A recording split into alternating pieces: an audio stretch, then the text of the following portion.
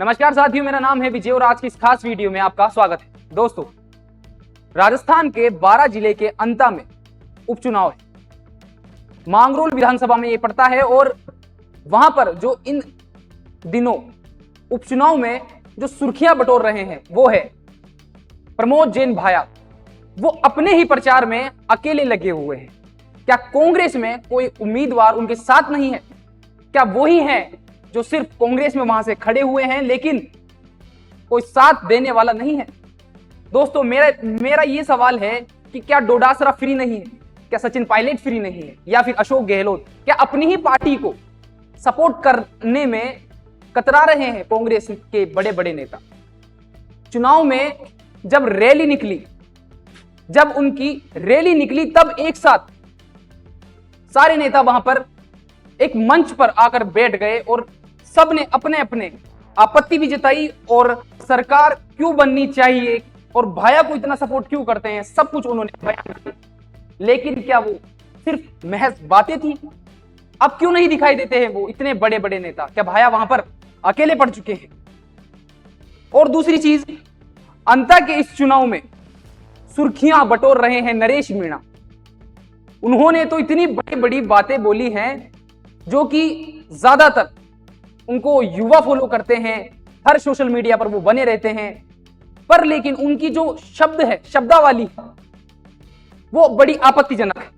सामने आपके काफी सारी क्लिप्स आई होंगी सोशल मीडिया पर कि उन्होंने क्या क्या शब्द बोले हैं कि नानी याद दिला दूंगा और चुनाव लड़ना सिखा दूंगा, और साथ ही उन्होंने कहा कि इलाज कर दूंगा, जमानत जब्त करा दूंगा। ऐसे शब्द उन्होंने इस्तेमाल किए। ऐसे शब्द एक बड़े नेता के मुंह से बड़े अजीब व गरीब लगते हैं, लेकिन एक नेता को यह सोचना चाहिए कि वो एक नेता है, एक वरिष्ठ है, उनको जनता देख रही है, उनकी तरफ एक उम्मीद से सबकी निगाह टिकी हुई है। लेकिन नरेश मीणा जी, आप थोड़ा, अगर किसी को सपोर्ट करते हो बोलने से पहले आप सोचिए। पर दूसरी बात, अब मैं बात करता हूं वहां के अशोक चांदना जी जो कि अभी प्रभारी बने हैं कांग्रेस के। उनकी एक वाइल्ड कार्ड से एंट्री हुई है। अशोक चांदना को वहां पर प्रभारी बनाया है और 3 बार वो एमएलए भी रह चुके हैं, 3 बार विधायक रह चुके हैं, बड़े पद से है।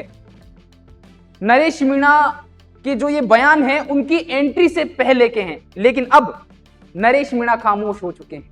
नरेश मीणा की तरफ से कोई भी प्रतिक्रिया नहीं हो रही है, ना आ रही है ना हो रही।